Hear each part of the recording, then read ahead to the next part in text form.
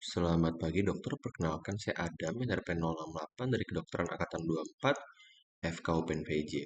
Kali ini saya akan menjelaskan tentang kasus keempat dari FM6.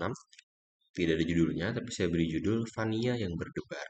Saya akan mulai dari overview terlebih dahulu. Vania, seorang mahasiswi, tertidur lewat tengah malam. Tidurnya lelap, denyut jantungnya normal. Denyut jantung normal memiliki kisaran 60 sampai 100 beat per menit atau BPM. 60 sampai 100 ini dihasilkan oleh sistem konduksi pada jantung, yaitu mulai dari nodus SA, AV, lalu his bundle, dan serat-serat Purkinje seperti itu. Nah, lalu ia terbangun melihat jam dan kaget karena sudah hampir terlambat. Nah, ketika ia kaget, sistem saraf simpatisnya aktif sehingga ia berdebar. Berdebar ini adalah peningkatan frekuensi denyut jantung akibat stimulasi saraf simpatis tadi. Nah, di sini nodus SA akan teraktivasi sehingga dia akan menghasilkan laju detak jantung lebih cepat. Nah, ada sel otoritmik di sana yang berperan sebagai pacemaker. Lalu ia berangkat, lalu ujian. Saat ujian, ia sudah paham bagaimana cara membaca elektrokardiogram. Elektrokardiogram sendiri adalah sebuah alat yang berguna untuk merekam bagaimana kelistrikan jantung melalui pengiriman listrik di antara dua elektroda seperti itu. Baik, itu dia overview-nya. Saya akan jelaskan dari anatomi, histologi, fisiologinya. Nah, karena di sini kita berhubungan dengan jantung, maka anatomi yang difokuskan adalah jantung itu sendiri. Jantung atau kordis adalah organ berongga, memiliki 4 rongga dan dibungkus oleh lapisan spinosum dan juga lapisan fibrosum seperti itu. Terletak di rongga mediastinomedia, lebih ke arah sinistra mendekati pulmo sinistra. Oke, kordi sendiri bagian superiornya dia ada basis cordis, lalu yang bagian agak lancip ini adalah apex cordis seperti itu. Nah, lalu kordis sendiri dia memiliki banyak ruang. Ini ada atrium, ya atrium yang dibungkus oleh auricula yang nanti dapat membantu kontraksi atrium. Ya, atrium dextra, atrium sinistra, lalu ada ventriculus dextra, ventriculus sinistra seperti itu. Jantung sendiri mendapat perdarahan dari aortanya. Aorta ascendens bercabang menjadi arteri coronarius dextra sinistra, nanti akan menuju ke vena cordis seperti itu. Vena cordis magna, media, dan cava. Lalu untuk inervasi sendiri, karena tadi jantung memiliki pacemaker, dia dapat bekerja tanpa stimulasi sistem saraf. Tapi sistem saraf dapat memberikan stimulasi untuk menambah atau mengurangi frekuensi dari pacemaker ini seperti itu. Nah, dia mendapat persarafan dari truncus sympathicus dan nervus vagus. Oke, kita lanjutkan ke bagian dalam dari jantung sendiri beserta pembuluh-pembuluh besarnya. Jadi, di bagian dalam dari jantung, ya di sini ada lapisannya, ada endokardium, ya nanti dia ada chorda tendinae, dan juga annulus fibrosus, ya ini pada histologi, lalu miokardium, lapisan otot yang tebal, ya, terutama di bagian ventriculus sinistra. Lalu ada epikardium, jaringan ikat ya, yang melapisi miokardium dan bagian dari perikardium visceral. Perikardium sendiri ada visceral dan parietal. Untuk yang visceral tersusun dari jaringan fibrosa, sementara yang jaringan visceral, parietal, visceral mohon maaf, parietal mohon maaf. Oke, parietal sendiri dia disusun oleh jaringan spinosa, spinosum. Oke, lalu di sini ada katup-katupnya. Katup-katup ini berfungsi untuk mencegah darah agar tidak balik seperti itu. Dan juga dapat menghasilkan bunyi, bunyi loop dan juga dup seperti itu pada siklus-siklus jantung. Oke, ya atrium dextra, sinistra, ventriculus dextra, sinistra. Lalu ini katupnya. Ya.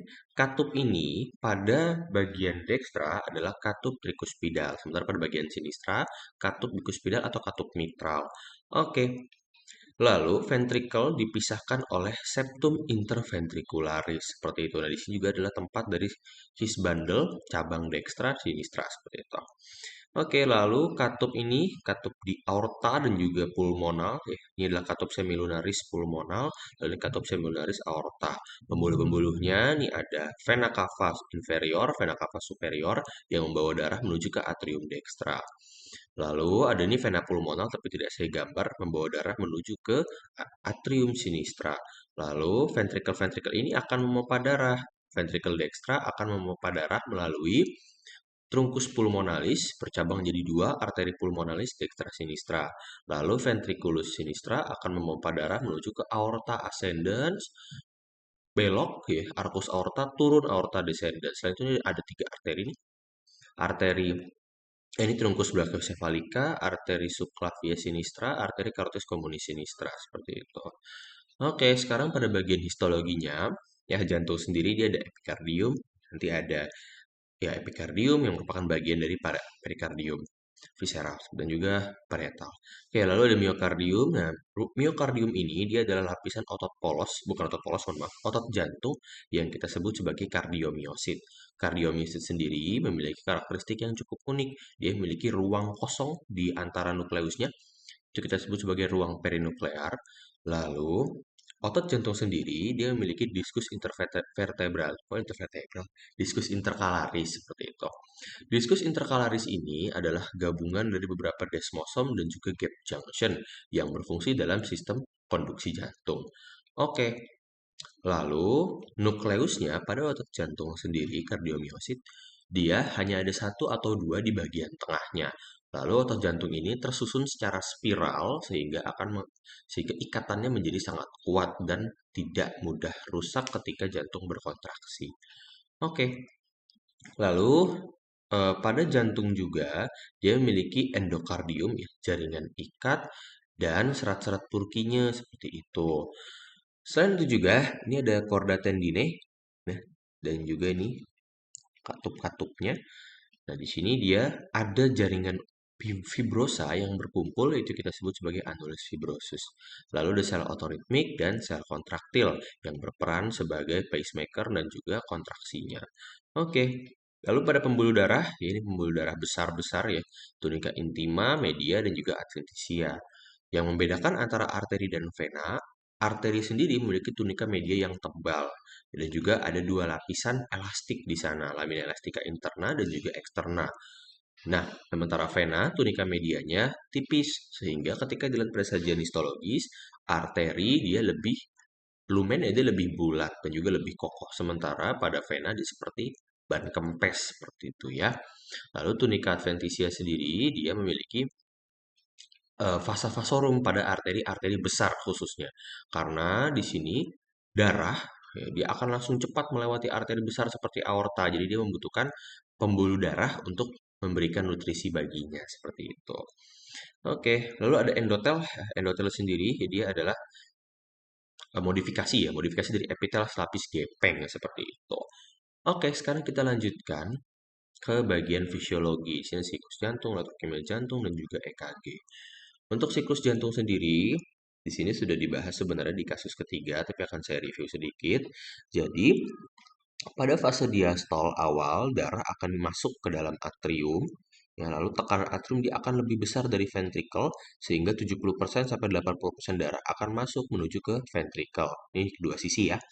Oke, lalu karena ada sisanya, ya di sini sudah mulai ada aktivasi dari nodus SA sehingga atrium dia akan berkontraksi dan melepaskan 20% darah di sisa-sisa tadi menuju ke ventricle.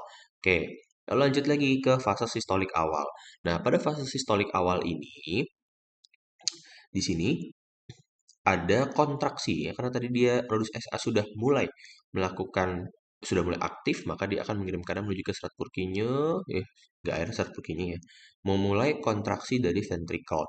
Dia akan mendorong darah, ya, tapi tekanannya masih lebih besar di atrium, sehingga di sini belum terbuka ya, sehingga dia belum terbuka, tapi darah sudah mulai menuju ke arah atrium.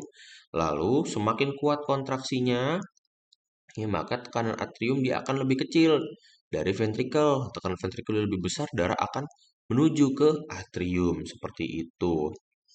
Nah, di sini Ketika darah sudah menuju ke atrium, maka katup atrioventrikular dia akan tertutup. Timbullah bunyi loop ya ketika di auskultasi. Nah, lanjut lagi darah semakin banyak ya menuju ke pembuluh darah sekarang. Di sini katup semilunar dia sudah terbuka. Oke, dia masuk semua ke pembuluh darah. Pembuluh darah itu memiliki sifat elastik. Jadi ketika dia terisi oleh darah, dia akan meregang lalu melakukan recoil. Nah, recoilnya ini akan menyebabkan sebagian darah kembali yang menuju ke arah jantung tapi tidak masuk. Tidak masuk ke jantung ya, hanya kembali saja ke arah jantung. Nah, karena ada darah yang kembali, dia akan menutup nih katup semilunar, sehingga akan timbullah bunyi loop. Nah, setelah itu udah masuk ke seluruh tubuh. Setelah selesai pertukaran di kapiler, kembali lagi ke fase pertama, fase diastol seperti itu, atau relaksasi. Nah, sekarang kita lanjutkan bagaimana sebenarnya siklus jantung ini bisa terjadi. Jadi, pada jantung sendiri ada kumpulan sel-sel otoritmik dari ventricle, dari atrium sampai ke ventricle. Sel-sel otoritmik ini dia akan melakukan proses fisiologisnya. Jadi akan dimulai dari nodus SA, nodus AV, His bundle, lalu cabangnya bercabang menjadi serat Purkinje seperti itu. Serat Purkinje sendiri ada di bagian myocardium ventricle seperti itu. Jadi mulai dari nodus SA mengirimkan potensial listrik menuju ke nodus AV dengan jeda di sini 0,1 detik. Dia akan mengirimkan listrik lagi kembali menuju ke his bundle bercabang dua sampai ini ada dalam septum interventrikular ya. Bercabang dua kiri kanan lalu dia akan mengirimkan menuju ke serat Purkinje sampai ke sini. Seperti itu. Bagaimana sebenarnya caranya? Jadi di dalam sel otoritmik sendiri ada channel unik namanya Fanny channel. Dia akan membuka ya, pada minus 40 milivolt sekitar situ. Dia akan terbuka dan natrium masuk dalam sel menjadi lebih positif. Naik sedikit grafiknya, membuka kanal T-type. Ya. Kanal T-type calcium channel, masuklah kalsium di situ, terbukalah kanal L-type calcium channel. Banyak nih kalsium di dalam sel otoritmik. Nah, kalsium ini atau kation-kation ini akan berpindah ke sel kontraktil. Ya, berpindah ke sel kontraktil memicu sel kontraktil ini menjadi semakin positif. Grafiknya naik lagi. Lalu karena dia semakin positif, kanal natrium di dalam sel kontraktil terbuka, semakin positif lagi, kanal L-type dari kalsium terbuka lagi di dalam sel kontraktil. Nah, selain itu, kalsium di luar sel kontraktil dia akan bergerak menuju ke tubulus transversal. Ini ingat di FM1 ya. Oke, kalsium masuk, dia akan berikatan dengan reseptor ya, reseptor kalsium dan membuka kanalnya sehingga kalsium di dalam retikulum sarkoplasma, mohon maaf, reseptor mengikat kalsium ya, lalu kalsium dalam retikulum sarkoplasma dia akan keluar dieksitasi. Keluar ya berikatan dengan troponin. Ya, tapi troponinnya ini kardiak troponin C seperti itu. Kardiak troponin C dia akan mengikat kalsium lalu dia akan membuka binding site antara aktin dan miosin sehingga dapat terjadilah apa itu namanya cross bridge mechanism. Jadi akan ada power stroke yang menarik seperti itu ya, kontraksi otot lah. Lalu kalsiumnya dia dapat terlepas nih setelah proses kontraksi tadi, lalu dia akan dikeluarkan melalui antiporter natrium dan juga antiporter klorid seperti itu. Selain itu juga ketika dia sudah mencapai berapa itu? Minus bukan minus 0 milivolt 0 sampai 10 milivolt setahu saya. Seingat saya, mohon maaf kalau salah. Maka kanal kalium di dalam sel kontraktil akan terbuka sehingga keluarlah kalium, akan terjadi eksitasi. Turunlah potensial ambangnya ya, turun lagi potensialnya, maka sel kontraktil akan berrelaksasi kembali menunggu kation dari sel otoritmik seperti itu. Jadi dimulai dari sel otoritmik dulu baru sampai ke sel kontraktilnya. Lalu, elektrokimia jantung juga mendapatkan pengaruh dari agen inotropik dan agen kronotropik. Nah, agen inotropik ini adalah agen yang mempengaruhi kekuatan kontraksi jantung, sementara agen kronotropik adalah agen yang mempengaruhi frekuensi denyut jantungnya. Tapi mekanismenya mirip, jadi dia akan mempengaruhi sistem saraf, nanti dia akan mengirimkan sinyal saraf parasimpatis atau sinyal saraf simpatis menuju ke sel otoritmik dan sel kontraktil. Pada sel otoritmik terdapat reseptor, reseptor beta 2 seingat saya. Dia akan ketika dia mengikat epinefrin norepinefrin, dia akan memicu G-stimulatory protein pathway, ya seperti biasa mengubah ATP jadi cAMP, mengaktifkan adenylyl siklase, mengaktifkan protein kinase A. Protein kinase A ini akan meningkatkan permeabilitas kalsium di sel otoritmik, yang ujung-ujungnya akan memicu lebih banyak kation ya, masuk ke dalam sel kontraktil seperti itu. Karena dia semakin positif, natrium natrium funny channel ini akan makin banyak terbuka, kalsium channel ini akan terbuka lebih banyak, sehingga kation yang masuk ke sel kontraktil lebih banyak juga. Sementara ACH sendiri, ya, atau acetylcholine ini adalah sistem saraf parasimpatis, dia akan memicu jalur G inhibitory protein pathway. Nanti dia akan mengurangi malah permeabilitas dari kalsiumnya, sehingga kalsium yang masuk ke sel kontraktil berkurang. Oke, pada sel kontraktil sendiri, epinefrin dan norepinefrin berikatan dengan reseptor beta 2, dia akan membuat kanal natrium ini ya, lebih terbuka, lebih banyak lah yang terbuka seperti itu. Nah, karena dia lebih banyak yang terbuka, maka ya lebih positif sama ujung-ujungnya, maka kontraktilitas ini akan meningkat seperti itu. Oke, itu dia bagaimana elektrokimia jantung itu bekerja. Sekarang saya akan jelaskan nih si EKG atau elektrokardiogram yang berfungsi untuk membaca alur listrik jantung seperti itu. Jadi EKG sendiri, dia kalau dibuat pada kertas itu ada sangat banyak, ada 12 grafik seperti ini, tapi kita fokus pada satu titik saja. Jadi ada namanya P wave, lalu ada di sini segmen PQ, ada Q wave, R wave, S wave, ST segmen dan juga T wave seperti itu. Pertama saya akan jelaskan dulu prinsip dari defleksi atau naik turunnya grafik. Jadi pada EKG kita akan anggap ada dua elektroda, satu negatif, satu positif. Yang negatif di kiri, yang positif di kanan. Ketika kita mengirimkan listrik positif ke arah elektroda yang positif, berarti ke kanan, maka di grafik, ya, bukan di grafik, di mesin akan terbaca grafiknya naik. Gitu. Nah, ketika kita mengirimkan sinyal positif tapi menjauhi elektroda positif, berarti kita ngirim dari kanan terus dikirim ke kiri. Berarti di grafik dia akan terbaca ya, kok di grafik? Di mesin dia akan terbaca grafiknya turun seperti itu. Selain itu, ketika elektroda ini ya kita mengirimkan sinyal misalnya ya, positif, negatif di kiri dan kanan. Tertarik garis lurus di sana. Tapi kita mengirimkan sinyal positifnya, listrik positifnya tegak lurus, maka di grafik juga akan turun seperti itu. Oke, lalu gelombang depolarisasi dan repolarisasi juga sama. Depolarisasi pada grafik terbaca naik, repolarisasi pada grafik terbaca turun seperti itu. Tapi nanti ada pengecualian di T-wave ini. Oke, kita mulai ya. Jadi, di sini ada gelombang P. P-wave ini adalah depolarisasi dari atrium. Jadi nodus SA sudah mulai bekerja. Lalu PQ segmen ini adalah jedanya, jeda dari nodus AV. Karena dia ada jeda 0,1 detik sebelum dia mulai mengirimkan sinyalnya seperti itu. Nah, lalu Q wave ini adalah depolarisasi septum. Jadi, ya di sini dia akan mengirimkan mengirimkan sinyal listrik. Nah, pada septum sendiri dia akan mengirimkan listriknya ke arah kiri. Ya, kita anggaplah di sini elektroda negatifnya, terus di sini elektroda positifnya, seperti itu di apex cordis di sini. Nah, depolarisasi septum sendiri dia akan mengirimkan listriknya ke arah kiri. Dia menjauhi dari elektroda positifnya dan tegak lurus sehingga di grafik ini akan turun. Oke, lalu lanjut ke depolarisasi ventricle. Nah, pada di sini his bundle ini dia mengirim ke arah kiri sampai akhirnya nih ada percabangan dua. Dia akan mengirimkan sinyal ke arah ini, ke arah kanan sini, kanan bawah dan ke sini. Sementara elektrodanya ada di sini. Nah, di sini kita menggunakan resultan vektor. Jadi karena ada dua arah, satu ke sini, maka resultan vektornya adalah di tengah. Oke, mengarah ke elektroda.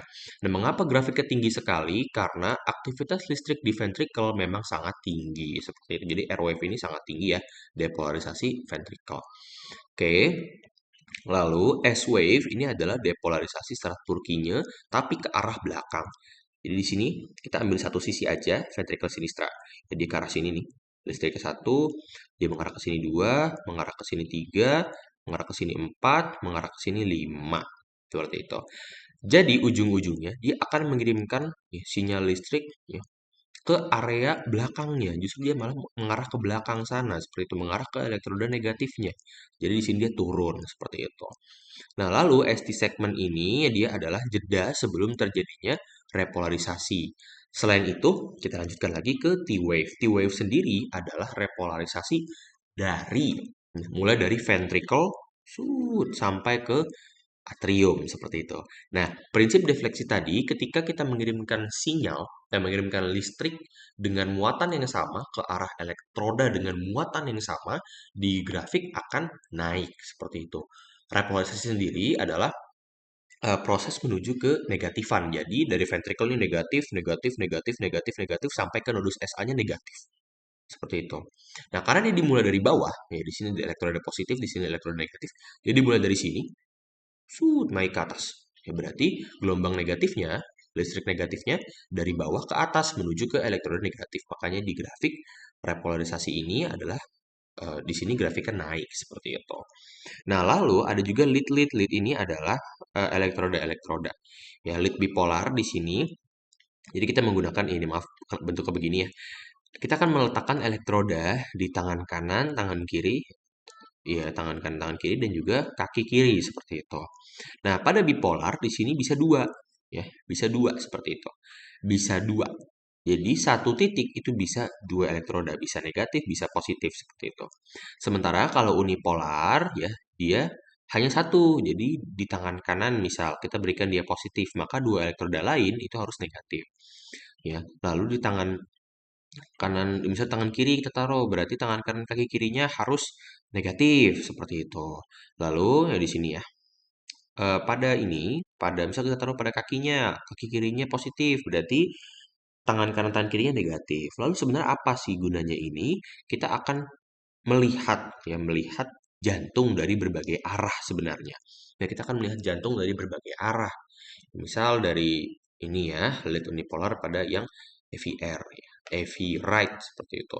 Kita akan melihat jantung dari arah tangan kanan memotong seperti ini. Ini adalah arah-arah kita melihat jantung. Oke, lalu ada lead precordial. Nah, lead precordial ini dia agak unik karena untuk meletakkannya kita harus memperhatikan linea parasternal ya, dan juga linea midclavicula, khususnya yang sinistra. Nah, penempatannya itu ada V1, lalu V2, dan V4.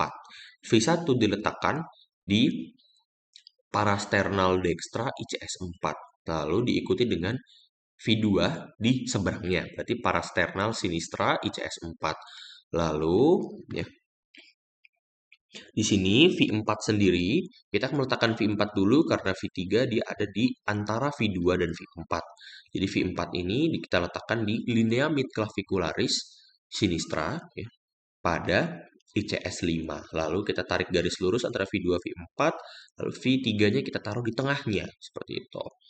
Nah, lalu V5 V6, V5 ini kita letakkan pada linea axillaris sinistra ya, bagian anterior. Sementara V6 ini linea axillaris sinistra, mohon maaf, pada bagian media. Oke, sebenarnya ini sama, cuman bedanya kalau lead bipolar unipolar kita mengirimkan listrik dengan arah tertentu. Sementara pada lead precordial kitalah di sini alat akan menerima sinyal listrik langsung dari jantung seperti itu. Jadi V1 dan V2 akan menerima kelistrikan dari atrium.